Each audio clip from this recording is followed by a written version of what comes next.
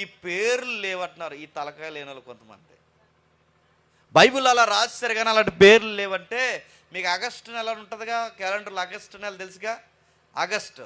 ఆ ఆగస్టన్ బాగా వినండి, ఆ ఆగస్ట్ అనే నెలే ఇక్కడ మనకి సీజర్ ఔగుస్తుంది చూస్తే దాన్నే ఆ పేరునే ఆగస్ట్ అంటారు. గుర్తు సీజర్ అగస్టిన్ అంటారు. గుర్తు ఆగస్ట్ అంటే ఈ ఆగస్ట్ అనే పేరు ఈ చక్రవర్తుల పేరు మీద వచ్చింది.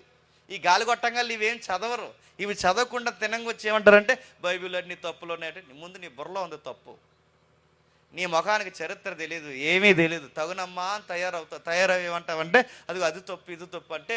అందుకే ఇలాంటి వారు గురించి చార్లెస్ స్పర్జన్ గారు ఏమంటారంటే, నువ్వు పాడైన కళ్ళద్దాలు పెట్టుకుని నువ్వు ఏ బిల్డింగ్ చూసినా బిల్డింగ్ పాడైనట్టే ఉంటుంది. నువ్వు పాడైన కళ్ళద్దాలు పట్టుకుని ఏది చూసినా అన్ని బేట్లు పడినట్టు ఉంటాయి. అసలు బేట్లు పడింది బిల్డింగ్కి కాదు, బేట్లు పడింది ఆ ఇంటికి కాదు, బేట్లు పడింది నీ అద్దానికి. ఆ అద్దం తీసి చూస్తే అన్నీ బాగా కనబడతాయి అన్నమాట. ఇప్పుడు నేను చెప్తాను తెలుసా, బైబుల్ ఏదో తప్పుడు పుస్తకం చెప్తే అన్ని తప్పులుగానే కనబడతాయి నీకు. ఇప్పుడు మైండ్ చెదిరిపోయినోడితో గొడవ పెట్టుకోవాలని ఫిక్స్ అయిపోయాడు అనుకోండి, ఎవడన్నా మనతో గొడవ పెట్టుకోవాలని ఫిక్స్ అయిపోతే, ఏంటి బాగున్నారని అడిగిన వచ్చినా గొడవే ఆడుతో. బాగున్నారంటే ఆడేమంటాడు, బాగకూడదు అనుకుంటున్నావా అంటాడు ఆడు. అది కాదండి అంటే అది కాకుండా ఇంకా ఇన్ని దాసావు అంటాడు వాడు.